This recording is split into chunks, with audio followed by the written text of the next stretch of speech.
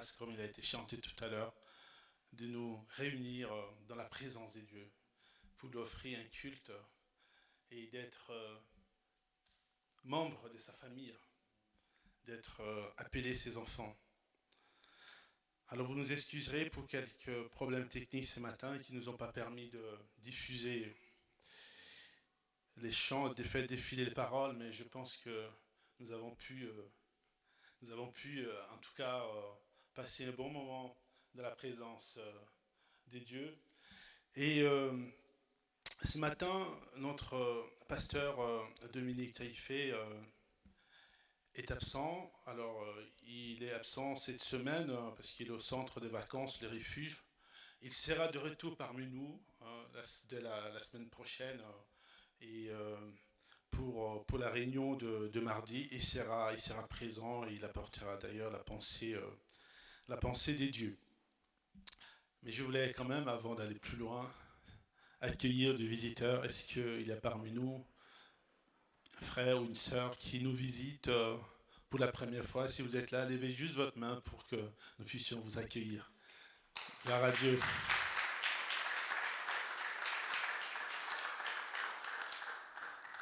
Bienvenue. Est-ce que vous pouvez juste nous dire votre prénom et d'où vous venez, juste pour que nous puissions...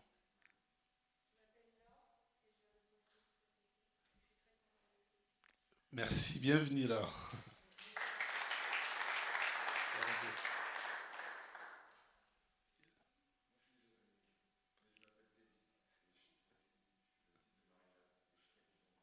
Super, bienvenue.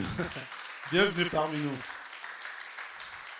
Que Dieu vous bénisse, sentez-vous dans votre maison, dans la maison de votre Père et revenez à tout moment, vous serez toujours accueillis et bienvenus parmi nous.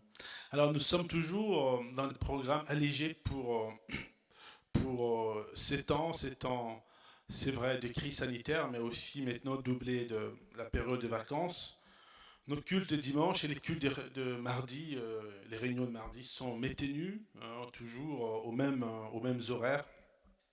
Par contre, les autres programmes reprendront, si Dieu le permet, à partir de la rentrée, notamment le café partage, pardon, l'aumônerie et les réunions de proximité. Alors pour le café partage, pour cet après-midi, exceptionnellement, c'est suspendu et donc il n'y aura pas de temps de café partage aujourd'hui. Alors, on avait quelques problèmes techniques, mais il me semble que les choses sont rétablies et au moins le message sera enregistré. C'est bien ça? Ok. Donc, nous serons donc ensemble avec ceux qui nous pourront nous rejoindre et suivre aussi sur Internet. Et donc, je rappelle juste pour terminer ces temps des annonces que pour la réunion de mardi, il y a une réunion ici en présentiel dès 20h donc à 21h30, mais cette réunion est couplée aussi sur Zoom. Donc vous pouvez, si vous le souhaitez, vous venir nous rencontrer à la fin de la réunion pour avoir le numéro des réunions et les mots de passe pour vous connecter. Mais dans tout le cas, si vous avez communiqué votre adresse email ou votre numéro de téléphone, vous recevrez aussi les mêmes données. Je vais déposer donc un sujet de prière sur votre cœur. C'est là notre assemblée générale à venir pour la rentrée. Le 13 septembre, c'est une date importante. Ce sera une très grande journée de barbecue. Il y aura aussi ces jours-là de baptême. Je croyais que ça veut dire Amen. Bon. Le baptême, vous savez, ça c'est vraiment quelque chose de glorieux, le baptême. La Bible nous dit que lorsque un pécheur se convertit, lorsque quelqu'un se tourne vers le Seigneur, donne son cœur, s'engage dans les eaux de baptême, il y a de la fête dans les cieux. Alors, il doit y avoir probablement beaucoup d'autres occasions de fête, mais ça, c'est quand même glorieux. Et donc, il y aura de baptême ces jours-là. Et puis, donc, n'hésitez pas à, d'ici là, régulariser aussi vos cartes de baptême. Hein. Vous pouvez aussi voir pour cela notre frère Alain.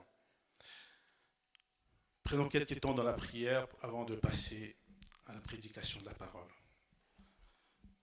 Seigneur, nous voulons vraiment te rendre grâce pour ta présence parmi nous depuis le début de ce culte. Seigneur, pour ces instants de la parole, Seigneur, nous voulons vraiment nous confier à toi. Et je vais particulièrement, Seigneur, me laisser diriger par toi. Que ta parole ne soit pas annoncée avec l'intelligence d'un homme, ni avec, Seigneur, avec la chair, mais vraiment, Seigneur, que ton Esprit Saint, Seigneur, prenne la direction de ce moment. Et que ta parole, Seigneur, qui sera prêchée, soit dirigée, soit conduite, que tout soit conduit par ton Esprit. Dispose nos cœurs, Seigneur, à t'écouter. Dispose nos cœurs à recevoir ta parole. Merci, Seigneur, pour ces instants, dans le nom de Jésus. Amen. Alors, le sujet que le Seigneur a mis sur mon cœur pour partager avec vous aujourd'hui n'est pas des plus simples. C'est peut-être pour cela qu'on l'entend rarement, on ne l'entend pas souvent. Et donc, je vais vous demander beaucoup de patience pour pouvoir écouter entièrement la parole de Dieu jusqu'à la fin, pour pouvoir en juger. Alors, si vous êtes marié, si vous avez une femme, si vous avez une sœur, si vous avez une mère, je ne sais pas, il y a peut-être des gens qui sont nés sans mère, hein, je n'en sais rien, mais si vous avez une mère, une sœur, une femme, des sœurs, des collègues femmes, ce message vous concerne. Parce que mon sujet ce matin, c'est la position créationniste de la femme. Et bien naturellement, la position créationniste de l'homme.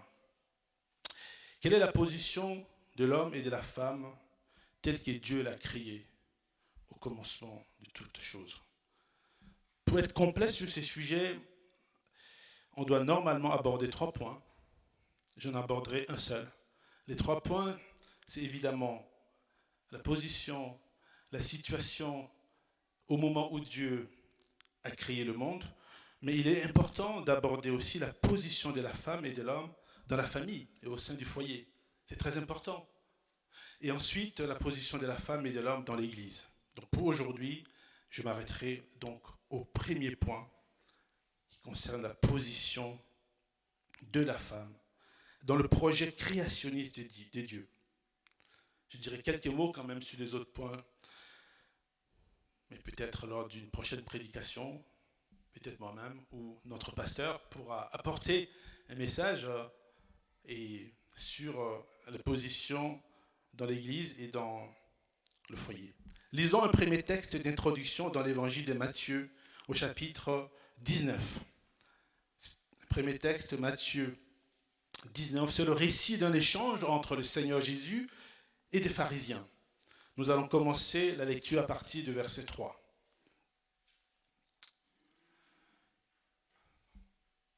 Je lis la parole de Dieu avec vous. Les pharisiens l'abordèrent.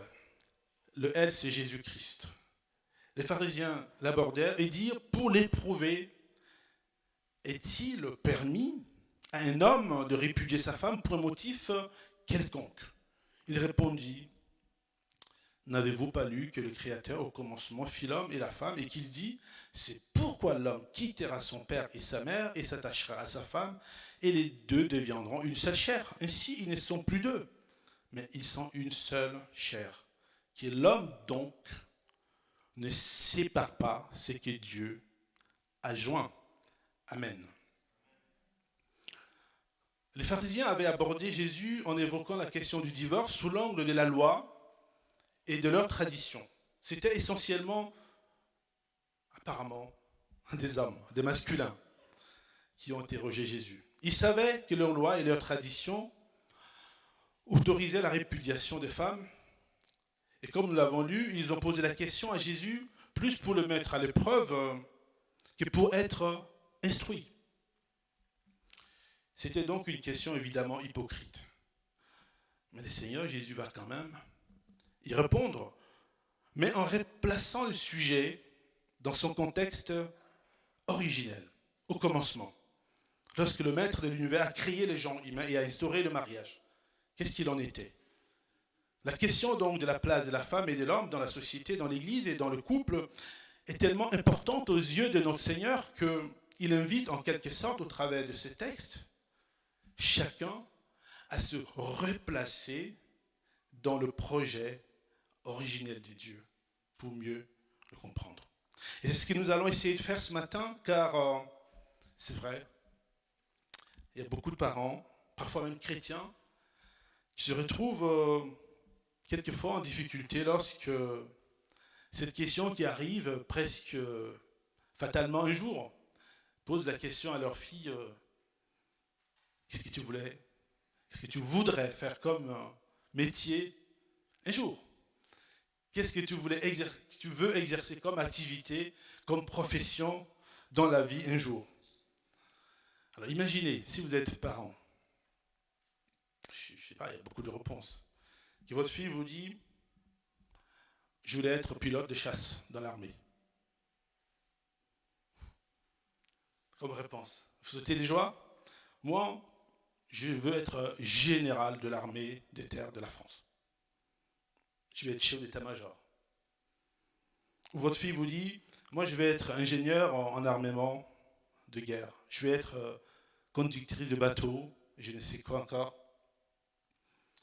Je fais exprès un peu de prendre ces exemples-là, mais on a tellement intégré, à cause de l'éducation, à cause de tradition, dans beaucoup de sociétés, le fait que les filles sont destinées à certains métiers, à certains types de métiers, à certains types de professions, que lorsque elle nous donne une réponse qui sort de l'ordinaire, on est un peu choqué. Pourtant, tel n'était pas le projet initial des dieux, comme nous allons le voir. Lisons maintenant quelques textes, commençons par deux textes fondamentaux dans la Bible, puis nous irons plus loin. Commençons par Genèse 1, chapitre 1, verset 26, 28. Genèse 1, 26, 28. Alors, juste pour situer les contextes, nous sommes au 6e jour de la création. Et le Seigneur, Dieu va parler. Il nous a dit ceci, puis Dieu dit, faisons l'homme à notre image, selon notre ressemblance, et qu'il domine sur le poisson de la mer, sur les oiseaux du ciel, sur le bétail, sur toute la terre et sur tous les reptiles qui rampent sur la terre. Dieu créa l'homme à son image. Il le créa à l'image des dieux. Il créa l'homme et la femme. Dans certaines versions, il est dit, il le créa homme et femme. C'est important de comprendre cela. Dieu le bénit et Dieu leur dit, soyez féconds, multipliez, remplissez la terre et la séjutissez. Et dominez sur le poisson de la mer, sur les oiseaux du ciel et sur tout animal qui s'émeut sur la terre. Je m'arrête ici pour l'instant. Je vous propose de lire tout de suite un autre passage dans Genèse 2, au verset 7. Et après, nous allons nous arrêter sur ces éléments. Genèse 2, 7, 8, il nous dit ceci, l'Éternel Dieu forma l'homme de la poussière de la terre, il souffla dans ses narines un souffle de vie et l'homme devint un être vivant. Puis l'Éternel Dieu planta un jardin à Éden du côté de l'Orient et il y mit l'homme qu'il avait formé. Amen. Avant d'approfondir ces deux textes, je voudrais d'abord souligner quelques éléments marquants du processus de la création de l'homme par Dieu. Si vous lisez le récit de la création, vous verrez que la création de l'homme était quand même assez particulière. Dieu a pris des soins particuliers. Ce n'est pas qu'il a négligé les autres créatures, mais s'agissant de l'homme, c'était quand même des soins particuliers. D'abord, lorsque Dieu a fait venir l'idée même de créer l'homme dans sa pensée, et avant même d'y donner corps, avant d'en faire une réalité palpable, il avait décidé que l'homme qu'il allait créer devra lui ressembler. Il sera à son image. Il s'est parlé à lui. Il a proclamé avant de le faire. Nous l'avons lu. Dieu dit, faisons l'homme à notre image. Selon notre ressemblance. C'est un élément capital qui allait distinguer l'homme de tous les autres êtres, de toutes les autres créatures. Aucun animal jusque-là, aucune plante, aucune goutte de la mer, le grain de la terre n'avait été créé à l'image de Dieu. C'est la première fois. Et puis ensuite, toujours dans la pensée des dieux, avant de concrétiser, de donner corps à ces processus, Dieu associe déjà l'homme à la domination sur les autres êtres qu'il avait faits, qu'il avait créés. Faisons l'homme à notre image pour qu'il domine.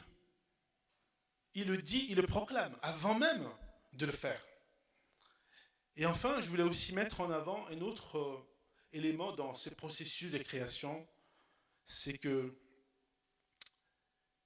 et nous l'avons lu, Dieu a conçu l'homme et la femme en même temps, au même moment.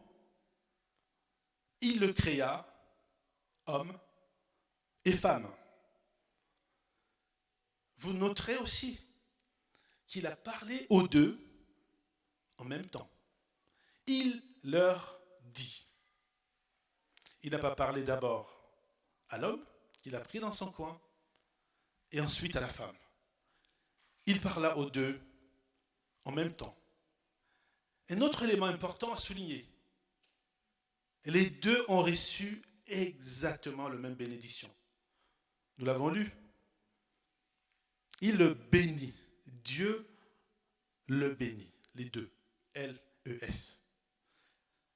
Les deux ont reçu exactement la même bénédiction.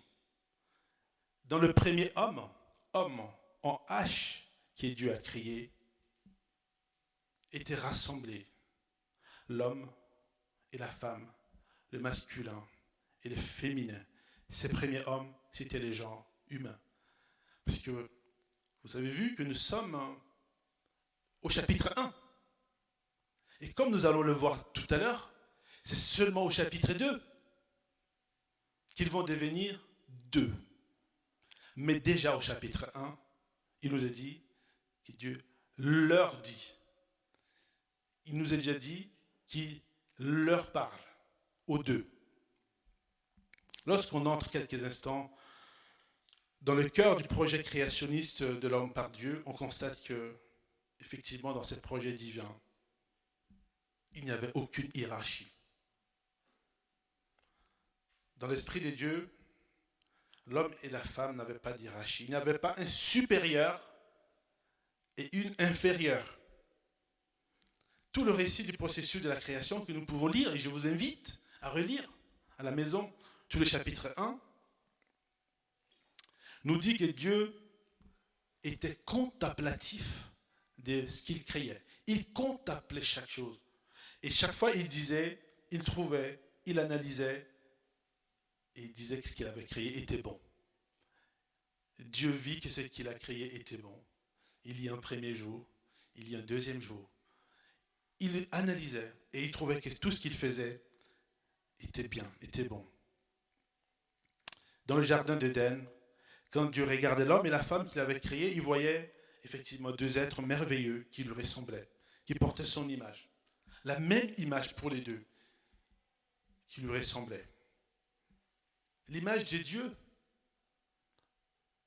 dans l'homme, garçon, permettez-moi d'utiliser cette expression, n'était pas une image excellente, parfaite et supérieure, et que l'image qui était dans la femme, la même image, était dégradée et inférieure.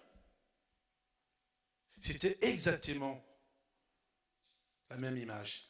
Et c'est ce regard du commencement que Jésus a voulu montrer aux pharisiens qu'il interrogeait dans le premier texte que nous avons vu.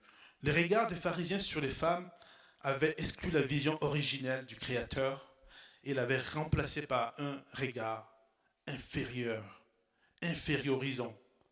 Pour ces hommes, ces pharisiens, les femmes étaient des êtres inférieurs qu'ils pouvaient répudier, qu'ils pouvaient réduire au rang subalterne. Et peut-être de nos jours, beaucoup ont encore un regard qui infériorise les femmes. Mais sachez que cela est contraire au projet de Dieu, au projet initial de Dieu. Et ce qui est terrible, et je pèse mes mots, c'est que parfois on a tendance à retrouver dans l'Église plus de personnes, plus d'hommes convaincus que la femme est inférieure que dans le monde. Et c'est inadmissible.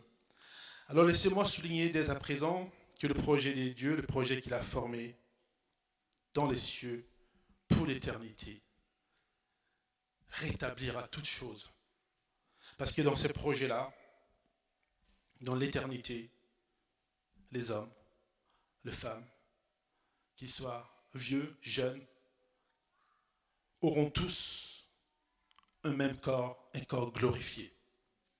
Le même corps glorifié, sans exception. Et nous serons tous, sans exception, des adorateurs selon le cœur des dieux.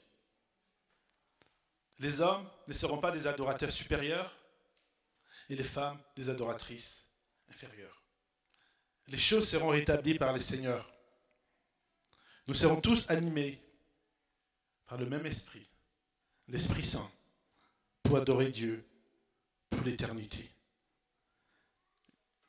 Même si les êtres célestes que nous connaissons, et ça aussi, les adeptes de la supériorité de l'homme, disent, regardez, tout le nom des anges qu'on connaît sont des noms masculins. Et donc, les hommes seraient supérieurs. Non. Rien dans la Bible, absolument rien, ne nous dit que les êtres célestes, y compris les anges, portent un sexe. Qu'ils sont sexués et considérés par rapport à leur sexe. Je ferme donc cette longue parenthèse indispensable pour revenir à notre texte fondateur, notre premier texte dans Genèse 1, dans lequel il est question, je l'ai souligné, de l'homme, le premier homme, qui est le genre humain. L'Adam, le garçon, viendra plus tard, dans le chapitre 2, et d'ailleurs plus tard au chapitre 5. Et je rappelle que dans le chapitre 1 de Genèse, comme je l'ai dit tout à l'heure, dans la pensée de Dieu, il y a deux personnes, et les processus qu'il va mettre en place, comme nous allons comprendre tout à l'heure, était un processus qui devait inclure ces gens humains. Pour bien comprendre ce qui s'est passé, voyons la toute première opération chirurgicale du monde qui a été effectuée par Dieu lui-même. Cette opération nous montre donc comment Dieu a décidé de sexualiser les gens humains pour en faire un garçon et une fille. Pour en faire d'un côté Ish, le garçon en hébreu, et de l'autre côté Isha, la fille. Lorsque nous lisons donc attentivement le récit du processus de la création, nous constatons donc que la première fois que Dieu a vu que quelque chose n'était pas bon, parce que chaque fois, à la fin du chapitre 1, Dieu disait, il trouvait que c'était bon. Tout ce qu'il a fait était bon. Et il passait à autre chose. La première fois que Dieu va prononcer une phrase négative, qu'il va constater que quelque chose n'est pas bon, c'est au chapitre 2, verset 18.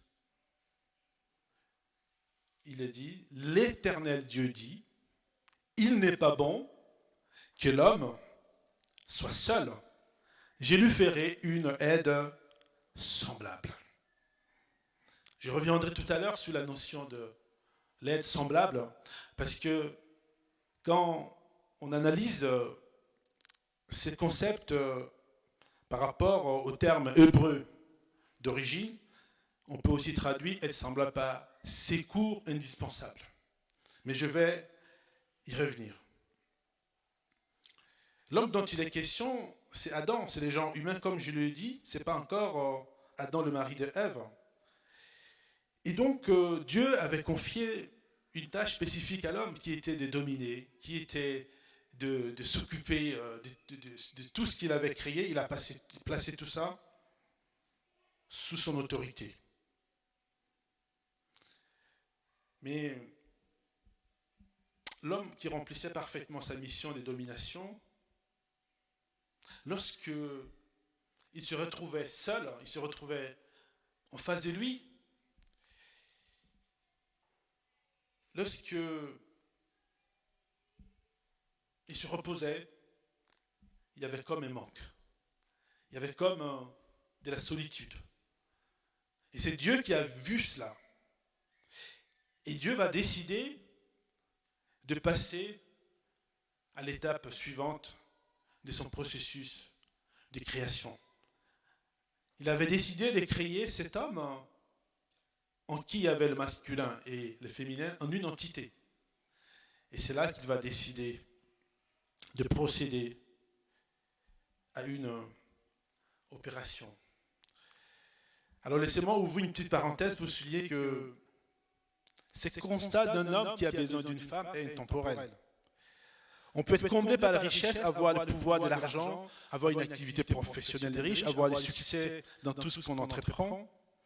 On peut avoir un compte en banque bien garni, mais si on ne peut pas partager ces choses avec un vis-à-vis, avec un être qui soit son semblable sur le plan charnel, sur le plan spirituel, sur le plan émotionnel, sur le plan moral et psychologique, alors il y a un risque qu'on soit dans la solitude. On peut toujours parfois faire semblant d'être comblé, de n'avoir besoin de rien ni de personne, et de le dire et de le proclamer. Mais rien ne peut combler le vide d'un être cher, d'un être charnel et chaleureux. Vous savez, il y a tellement dans ce monde de stars, de vedettes, qui ont beaucoup d'argent, beaucoup de succès, beaucoup d'influence. Et lorsque le rideau tombe, et qu'ils n'ont plus d'applaudissements, ils n'ont plus le cri de « Oh, vous êtes beau !» Alors là, ils se retrouvent en face d'eux. Et il y a des témoignages, certains plongent dans une solitude, pas possible. Et parfois, ça finit par devenir une course. Ils ont besoin de contact, ils ont besoin d'aller se faire aduler, de se faire applaudir. Et ces constats, le premier qu'il a fait, c'est Dieu lui-même. L'homme avait besoin de vis-à-vis. Et quand Dieu a tiré donc la femme de l'homme, il a fait exprès de ne pas lui donner un nom pour aller présenter à l'homme. Et en le voyant, je vais revenir là-dessus tout à l'heure, Adam s'était crié. Il y avait tellement une attirance qu'il a dit « Voici Isha, voici la chair de ma chair et l'os de mes os. » C'était révélateur du plan des dieux. Ça confirmait qu'il avait ses besoins. Il ne l'avait pas exprimé à Dieu, mais c'était une confirmation. Parce que c'est Dieu qui était dans l'arrière-cuisine, qui a fait plonger l'homme, Adam, dans le sommeil pour pouvoir sortir la femme. Laissez-moi dire un mot maintenant sur la femme telle que voulue par Dieu comme une aide semblable, un secours indispensable. La femme que Dieu a imaginée pour l'homme devrait être une solution à un vide. Il devait être une solution à un problème. Et je vais m'arrêter sur cette notion parce qu'il est important de souligner que la racine hébraïque utilisée par Dieu pour désigner dans ces passages cette femme, cette aide semblable, est très très forte et très puissante. C'est le mot Ézer. Et lorsqu'on lit la Bible, on se rend compte que dans toute la Bible, le mot aide ou secours n'est pas toujours traduit par le mot Ezer. Mais dans ces passages, on peut trouver dans d'autres passages de la Bible, dans ce passage particulièrement, Dieu va utiliser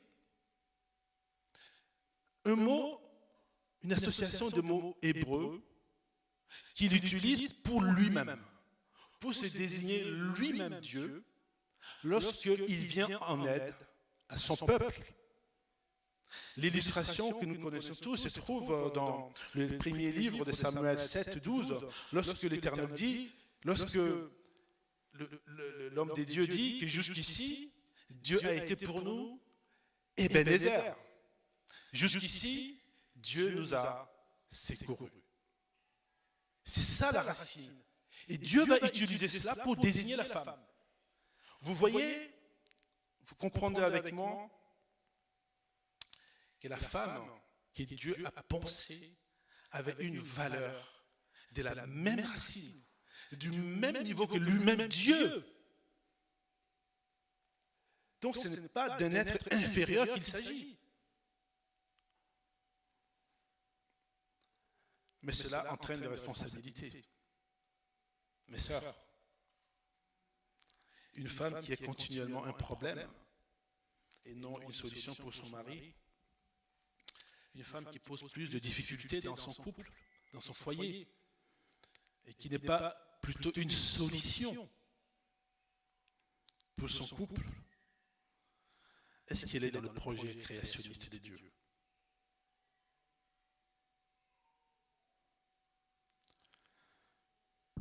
Mes sœurs, ici, nous devons comprendre que si vous voulez être les femmes selon le cœur de Dieu, il est important de vous replacer. Il est important que vous replacez vos attitudes dans le couple, dans le foyer, dans la société, dans le plan créationniste de Dieu. Parce que ce plan qu'il a eu en concevant cet être merveilleux, qui est une femme, c'était qu'il soit un facteur de satisfaction, un secours indispensable, une aide semblable, et voire un facteur d'éblouissement. D'ailleurs, lorsque Adam va voir Ève, il était tellement comblé que c'est, convenez avec moi, que la phrase qu'il a prononcée est quand même poétique. La chair de ma chair, l'os de mes os, il était sur les nuages. Il était ébloui. Et vous savez, cette réalité est aussi intemporelle. Un homme, soit-il sauvage, dur, taciturne, tout ce que vous voulez brut, devient presque attendri et romantique lorsqu'il est amoureux. Vous avez remarqué ça? Ça vient de loin, cette affaire. Mais à l'inverse, ça veut dire qu'une femme qui ne rend pas son mari tendre, heureux, devait se poser la question de son côté. Parce que souvent on entend l'inverse. Les femmes qui se plaignent de la dureté, mon mari, il est d'une dureté. Oui, ma sœur, si tu n'as pas réussi à l'attendrir, si tu n'as pas réussi à faire de cet être sauvage qui courait dans le jardin d'Éden un poète romantique, pose-toi un peu de questions. La question essentielle à se poser, c'est comment ne suis-je pas arrivé à attendrir cet homme alors que je suis Ebenezer, alors que je suis Ezer, pardon. Alors, je vous laisse tranquille, mes sœurs. Maintenant, les garçons. Attention, les gars. Hein. Adam était ébloui, il était dans les nuages. Mes frères, il ne faut pas rester trop longtemps perché dans les nuages lorsqu'on est amoureux. Il faut redescendre un petit peu. Le plus grand problème d'Adam, notre ancêtre, à tous, et le premier homme, c'est qu'il est resté perché. C'est malheureusement ce qui va le conduire à la chute. D'ailleurs, vous savez, c'est pas tant le ruse de serpent qui a conduit à la désobéissance. Le serpent savait qu'ils étaient là, savait qu'il ne pouvait pas simplement par la ruse, par exemple, convaincre l'homme, le garçon, de désobéir. Mais il était souvent là et il était au courant que par contre, il ne peut rien refuser à sa femme parce qu'il est resté perché. Il est resté très amoureux. Ça, il savait, il était au courant.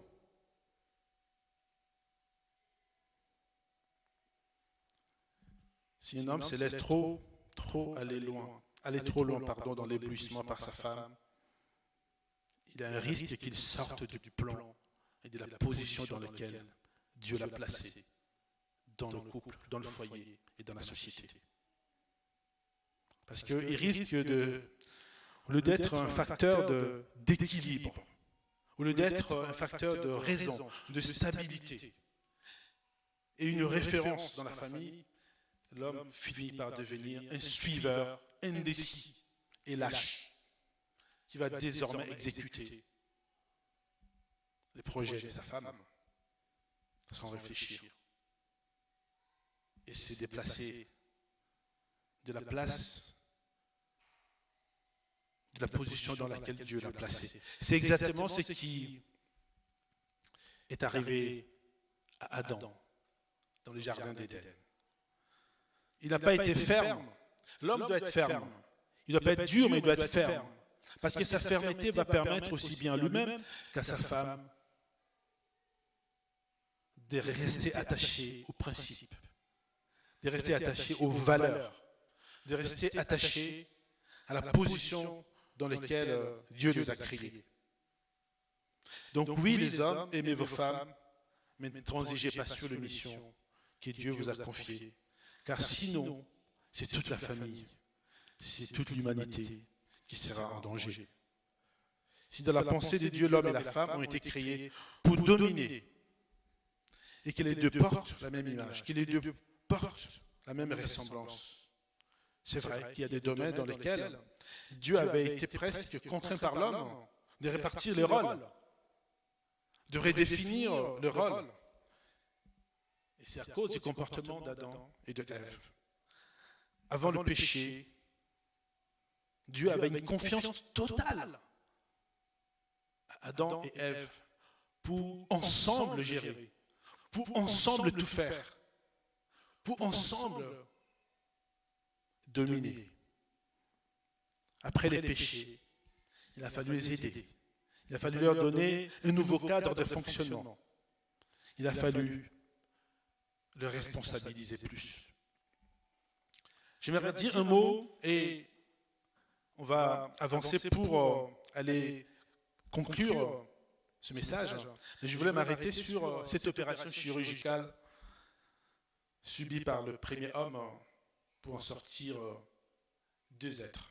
Réalisons un passage dans Genèse 2 à partir du verset 19 pour pouvoir poser les choses. Je vais aller rapidement pour ne pas trop déborder sur notre temps. L'Éternel, Dieu forma de la terre tous les animaux des champs et tous les oiseaux du ciel, et il le fit venir vers l'homme pour voir comment il les appellerait, et afin que tout être vivant portât les noms que lui donnerait l'homme. Et l'homme donna des noms à tout le bétail, aux oiseaux du ciel et à tous les animaux des champs. Mais pour l'homme, il ne trouva point d'aide semblable à lui. Alors l'Éternel, Dieu, fit tomber un profond sommeil sur l'homme qui s'endormit. Et il prit une de ses côtes. Je mets entre parenthèses ici le mot côte. Je vais y revenir. Il prit une de ses côtes et referma la chair à sa place. L'Éternel Dieu forma une femme de la côte qu'il avait prise de l'homme et il l'emmena vers l'homme. Et l'homme dit, voici cette fois celle qui est os de mes os et chair de ma chair. On l'appellera femme parce qu'elle a été prise de l'homme. C'est pourquoi l'homme quittera son père et sa mère et s'attachera à sa femme, et ils deviendront une seule chair. L'homme et la femme étaient tous de nus, et ils n'en avaient point honte. Amen. Dans ce passage, nous voyons à partir donc, de verset 21 que Dieu a opéré une opération, la première, mais en réalité, il ne s'agissait pas d'une petite opération, c'était tout un sectionnement. Si la plupart des traductions de la Bible, et cela aussi a évolué au fil des siècles, traduisent le mot hébreu, tsela, T-S-E-L-A, par côte. Disons que Dieu a pris une côte de l'homme pour créer la femme. Il faut souligner que ce mot hébreu signifie aussi côté, tout un côté. Et ce mot signifie aussi un flanc. Alors, les traducteurs, ceux qui ont traduit la Bible, ont pris côte. Beaucoup d'exégètes, souvent judaïques, de la Torah, pensent que le bon mot serait côté. Que Dieu aurait réellement pris tout un côté de l'homme pour créer une femme. Il y a un élément important à souligner, c'est que dans le Genèse 1, le chapitre 1, l'homme était le dernier être à être créé par Dieu, au 6e jour. Et Dieu, même s'il a placé cet homme au-dessus des autres créatures, en mettant son image en lui, il n'avait conclu aucune alliance avec cet homme dans le chapitre 1. Au chapitre 2, lorsque Dieu va étoffer le processus de création, comme un potier de génie qui donne une touche finale à un vase qu'il a créé, l'homme a été la première créature qui est façonnée. Dans Genèse 1, c'est vrai, il y a déjà 2 hommes, mais ils étaient en une entité. Dans Genèse 2, l'homme, le masculin et le féminin sont séparés. Et là, Dieu va conclure une alliance. Dieu est le potier et l'homme est le vase d'argile. Cette image m'a beaucoup aidé pour avoir une image de qu'est-ce qui a pu se passer. Pouvons lire dans Hébreux 9, 20, ce passage qui nous dit ceci, Hébreux 9, 20, je vais lire. Ô homme, toi plutôt qui es-tu pour contester avec Dieu? Le vase d'argile dira-t-il à celui qui l'a formé, pourquoi m'as-tu fait ainsi? Ce passage est très important. Ça montre que nous ne sommes que de vases créés par Dieu. Mais cette image d'un génie qui conçoit un vase des 2 côtés quasi identiques, imaginez, avec la même matière, l'argile, et qui, dans le processus de la fin, sectionne les 2 vases pour en faire 2 vases identiques et semblables. C'est à peu près ce que Dieu a fait. Dans cette image, effectivement, le fait de traduire le mot tsela par côté prend tout son sens. Lorsqu'un potier travaille, il fait souvent dans sa tête, il le sait, il a une idée de l'œuvre qu'il veut créer. Ceux qui le voient travailler ne savent pas encore. Ils ne savent pas où il veut en venir. C'est la même démarche que lorsque vous voyez, je ne sais pas si vous avez déjà assisté à la création d'une œuvre, d'un tableau par un peintre de génie, en direct. Lorsqu'il commence à peindre, vous ne savez pas de quoi il s'agit. Il y a un peintre très connu, j'ai vu sur Internet à New York, il lance des tas de choses, il prend des choses, il balance, il prend de peinture, il balance, et les gens ne voient pas où il veut en venir. Et il fait ça, il fait tout ça, les gens se disent, mais il est fou. Et à la fin, il prend le tableau, il tourne, et là tout le monde, parce que tout le monde a reconnu, immédiatement, sur le champ, la personnalité qu'il avait peinte. Dieu, dans son projet créationniste, avait mis deux identités en une dans l'être humain. Et au moment où il a sectionné le masculin du féminin, il a sorti deux êtres identiques. C'est la concrétisation de ce qu'il avait déjà en tête. Genèse 2 est la concrétisation de Genèse 1. Il n'y a pas de contradiction. Il n'y a pas à comprendre de manière logique et rationnelle. Nous avons affaire au Créateur. C'est pour ça, même quand l'homme et la femme ont été chassés du jardin d'Éden, Dieu n'a pas réduit la femme à un rang inférieur. Dans la société, l'homme et la femme sont exactement au même niveau, égaux devant Dieu, portant la même image, créés à sa ressemblance. C'est autre chose dans le couple, c'est autre chose dans l'Église, parce que l'Église a été créée plus tard. La mission de dominer la terre, de la assujettir, de la gérer, l'homme et la femme l'ont reçu et le gardent. Ils gardent la même capacité. Il n'y a aucun problème à ce que les femmes dirigent. Et dans la Bible, il y a plusieurs femmes qui ont occupé des positions d'autorité dans la Bible. Je peux citer le cas de Myriam, de Déborah et de Hulda. Dans le livre des Juges, chapitre 4, versets 4 et 5, nous lisons ceci, que dans ces temps-là, Déborah, prophétesse, femme de Lapidote, était juge en Israël. Elle siégeait sous le palmier de Déborah, entre Rama et Bethel, dans la montagne d'Éphraïm, et les enfants d'Israël montaient vers elle pour être jugés. Oui, une femme mariée avait occupé une position d'autorité sur tous les hommes, toutes les femmes et toute la population d'Israël. Et cela n'était pas contraire au projet de Dieu. Ces peuples d'Israël n'étaient pas sous la malédiction. La femme peut diriger, et cela est conforme au plan de Dieu. Un jour, un homme m'a dit, les femmes qui sont en position d'autorité, c'est contraire à la volonté de Dieu. Ils sont sous la malédiction.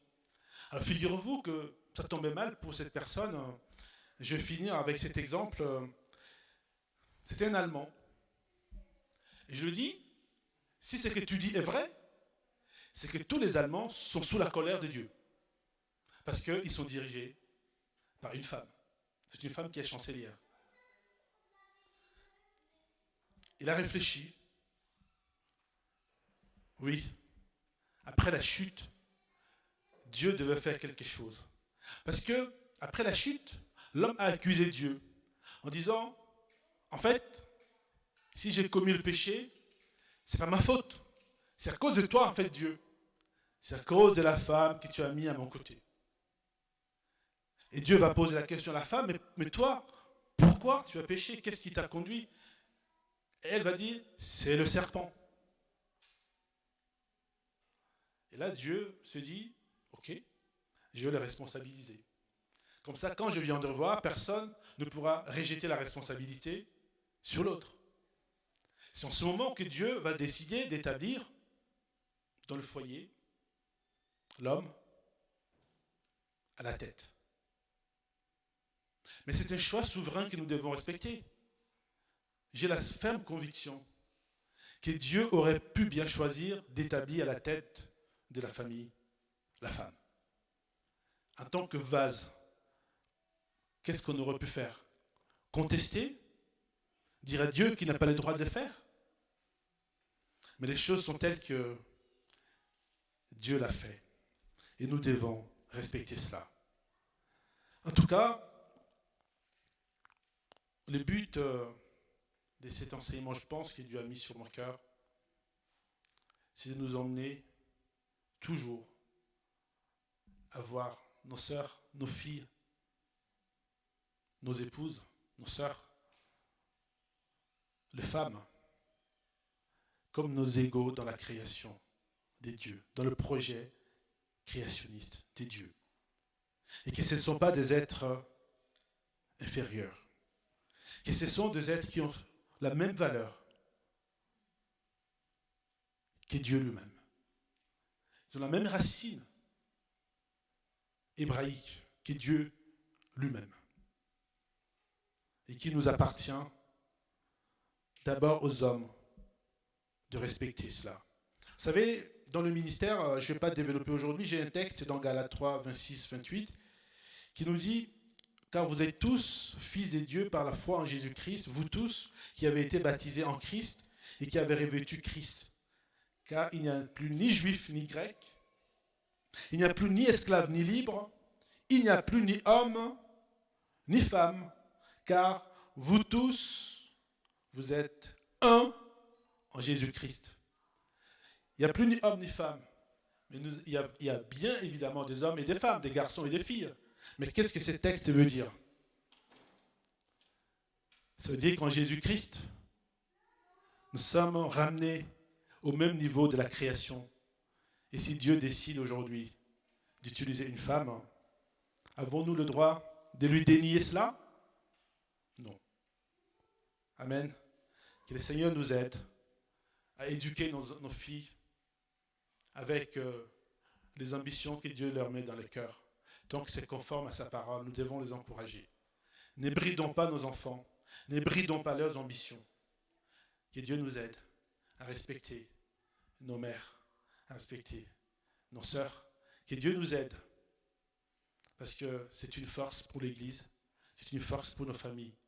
Les sociétés qui ont ramené les femmes au rang des êtres inférieurs sont des sociétés les plus dysfonctionnantes, parce elles sont sorties du plan de Dieu. Que Dieu nous aide à rester dans le plan de Dieu, dans son plan, dans nos familles, dans nos sociétés. Alléluia. Seigneur, merci. Merci pour ces instants, pour ta parole. Merci. Que vraiment tu nous aides. Ce n'est pas facile à cause de traditions, des cultures, d'éducation qui perdurent de génération en génération, de siècle en siècle. Mais aide-nous, Seigneur, à avoir vraiment ce regard qui remonte à la création. Que nos sœurs, nos filles, nos mères sont des êtres merveilleux. Et que nous puissions vraiment les traiter avec le respect avec lequel tu les as traités. Reçois toute la gloire, Seigneur, dans le nom de Jésus. Amen.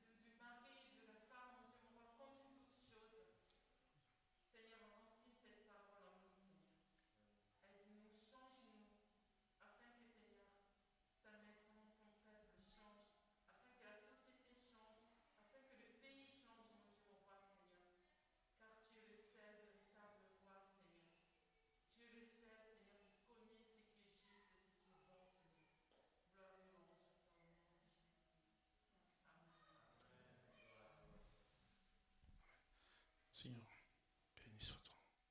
Seigneur, que tu nous accompagnes chacun chez nous et que vraiment ta main soit sur nous, que vraiment ton esprit vienne raviver ta parole en nous, Seigneur. Que tout au long de la semaine, tu nous accompagnes, Seigneur, et au-delà. Et vraiment que ta grâce, Seigneur, rayonne dans nos vies, dans le nom de Jésus. Amen. Allez dans la paix du Christ.